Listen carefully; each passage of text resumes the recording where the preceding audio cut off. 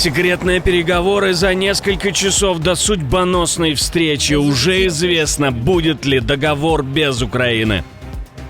Удар по топливной артерии страны, работающих заводов становится все меньше. Кто за это заплатит? В России закрывают интернет. Решили начать с мессенджеров и Гугла. Новый шаг к цифровой диктатуре.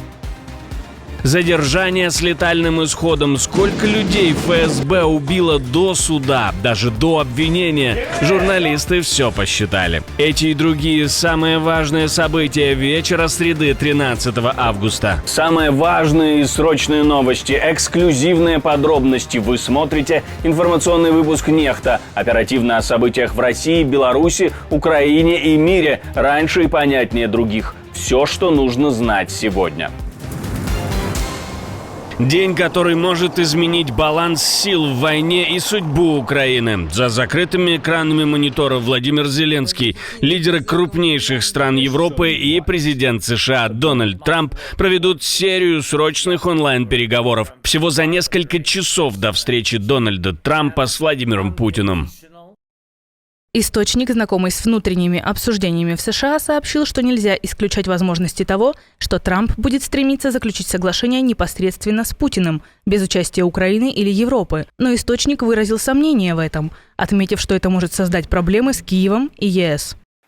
Первая видеоконференция за одним виртуальным столом. Лидеры ЕС, Германии, Финляндии, Франции, Великобритании, Италии и Польши. К ним присоединится и генсек НАТО Марк Рютте. На кону позиция Запада перед, возможно, самым рискованным дипломатическим маневром последних лет. Затем Трамп и вице-президент Джей Ди Венс и отдельный разговор с европейскими лидерами, а после коалиция желающих. Группа, которая разрабатывает план поддержки Украины на случай прекращения огня. Мы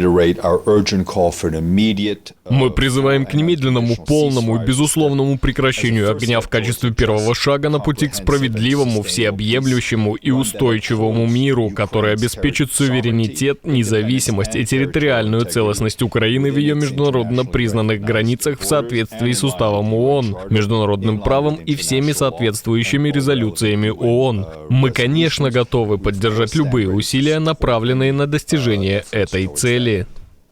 В Вашингтоне снимают пафос и расставляют акценты по-другому. Предстоящая в пятницу встреча Дональда Трампа с Путиным на Аляске – это не триумф Кремля и не уступка Москве, а личная разведка боем. Государственный секретарь США Марко Рубио прямо заявляет, президент хочет сам оценить ситуацию, глядя этому человеку в глаза. Один уже хотел заглянуть в глаза Владимиру Путину. Потому что телефонные разговоры с Путиным не дали нужного результата.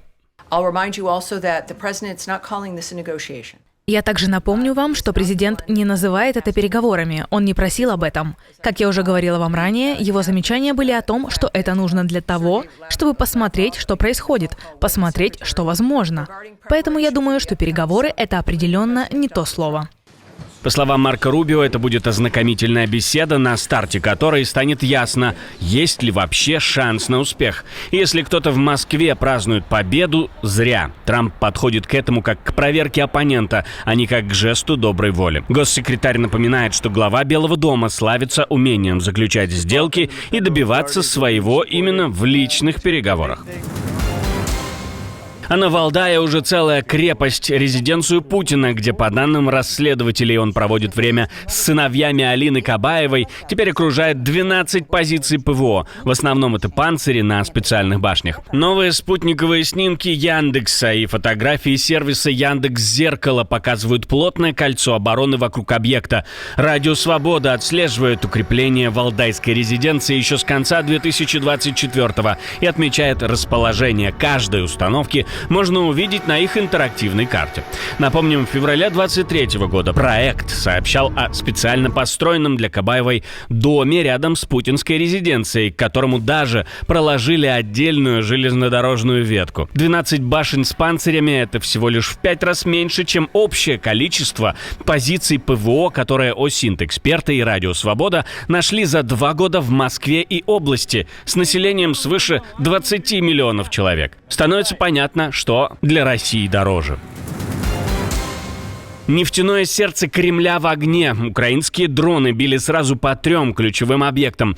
Пожары, обломки на жилых домах и десятки сбитых БПЛА. Атаки становятся все масштабнее. Главная цель – сердце магистральной системы «Дружба». Линии Унеча в Брянской области. Там, по данным спутников НАСА, полыхал масштабный пожар. 2-й за неделю. Объект считается крупнейшим узлом нефтепроводов в стране, и удары по нему бьют прямо по инфраструктуре экспорта. Одновременно атаки накрыли НПЗ в Славянске на Кубани и, по сообщениям, завод в Волгограде. В Краснодарском крае ПВО сбили 5 дронов, но обломки все же повредили дома и автомобили. В Волгограде обломок рухнул на крышу 16-этажки. Минобороны России рапортует о десятках сбитых БПЛА, но кадры пожаров говорят громче, чем они. Карта атак стремительно расширяется, и это уже не локальные рейды, а системная работа по топливным артериям России. Москва готовит удар по привычной связи. Операторы «Большой четверки» хотят запретить голосовые звонки в стране в WhatsApp и в Telegram. МТС, Мегафон, Билайн и Т2 уже вынесли это требование на уровень правительства, заявив, мессенджеры забирают у них трафик, деньги и угрожают всей инфраструктуре связи. Как выяснил канал «Осторожно Медиа», идея была озвучена еще в конце мая на стратегической сессии по развитию отрасли. Аргументы – резкий рост мобильного трафика, подорожание оборудования из-за санкций и запрет повышать тарифы. По словам операторов, если ничего не менять, интернет в мегаполисах начнет тормозить, а развитие сетей падать. Есть и другая причина. Им не нравится, что их могут обязать компенсировать убытки от мошенников за пропущенный подозрительный трафик. Решение – полная блокировка звонков в мессенджерах, как это сделано, к примеру, в Арабских Эмиратах. Летом операторы повторили просьбу в Минцифры, рассчитывая, что трафик вернется в традиционные звонки. Финансы укрепятся, силовики перестанут придираться, а WhatsApp и Telegram не придется банить полностью. Но в Минцифры пока не согласились, хотя дискуссия продолжается. Тем временем само ведомство в июне предложило свою жесткую меру – запрет на звонки с иностранных сим-карт просто по умолчанию. Чтобы их разблокировать, придется просить разрешения у оператора. Кроме того, все такие вызовы хотят маркировать. Подозрительные номера отключать и заносить в реестр, а записи разговоров передавать по запросу министерства. Но в самой демократичной и свободной России крепко взялись за информационную гигиену. И в этот раз под прицел попадает Google. Зампред комитета Госдумы по информполитике в интервью заявил, что блокировать сервис пока не собираются, но пользоваться им, по его мнению, могут только люди неадекватные. Я, например, Google и раньше не пользовался, и сейчас не пользуюсь, и не собираюсь в будущем. Мне всегда хватало Яндекса, но есть какие-то странные фанатики абсолютно неудобного Google, которые лезут туда через VPN и через все остальное и собирают недостоверную и более подтасованную информацию. Зачем им это нужно? Люди, видимо, мазохисты и хотят, чтобы их мозгами манипулировали, поэтому они так делают.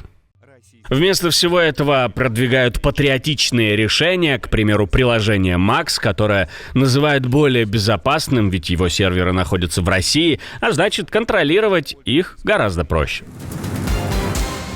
С начала войны ФСБ ведет счет трупам. Неофициальный, но вполне осязаемый. Как минимум 70 человек убиты при задержании в России и на оккупированных территориях. По официальным формулировкам, ликвидация террористов, агенты Украины, члены исламского государства. Ну а в реальности от антивоенных активистов и журналистов до таксистов, фермеров и фанатов игры «Сталкер», оказавшихся с пулей в груди и пистолетом, аккуратно подложенным рядом для камеры. За сухими пресс-релизами ФСБ хаотичный и жесткий список. 44 россиянина, уроженцы Центральной Азии, белорусы, украинцы, казахстанцы. Кто-то застрелен сразу после терактов в Дагестане, кто-то в собственном дворе, кто-то сам подорвался во время обыска. Иногда фамилии не называют вовсе и скрывают лица даже на видео.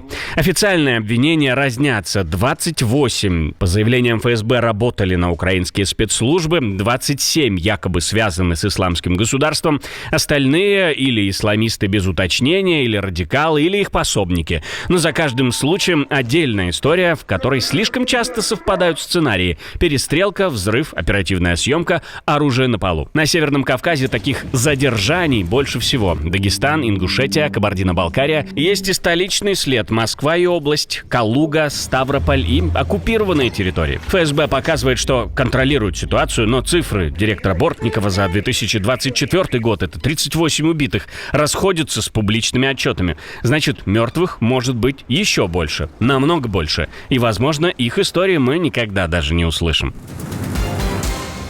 Европа горит без войны. Континент накрыла новая беспощадная волна жары, которая уже унесла жизнь ребенка, спровоцировала пожары от Испании до Шотландии и побила температурные рекорды даже там, где жара — редкость. В Италии трагедия на острове Сардиния. Погиб 4-летний мальчик из Румынии, которого несколько дней назад нашли без сознания в машине своей семьи. Страна парализована пожарами, на склонах Везувия полыхает настолько сильно, что пришлось закрыть национальный парк и задействовать армию.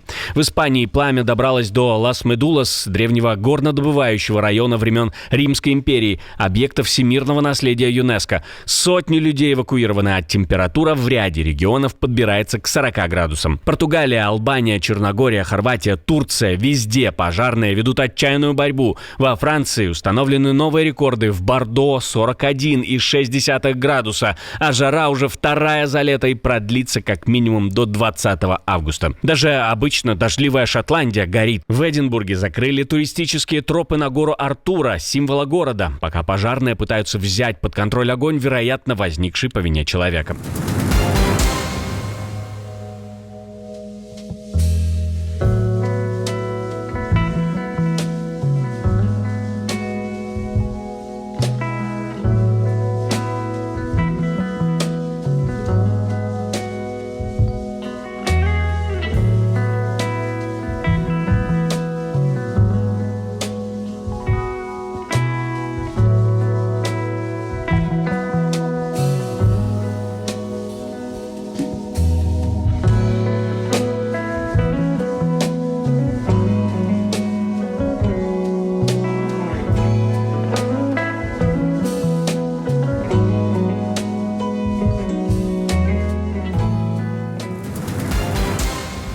Отдельное спасибо, что досмотрели до конца. Спасибо за ваше доверие. Жду развернутых комментариев, лайков и репостов. Это важно, чтобы нас становилось больше.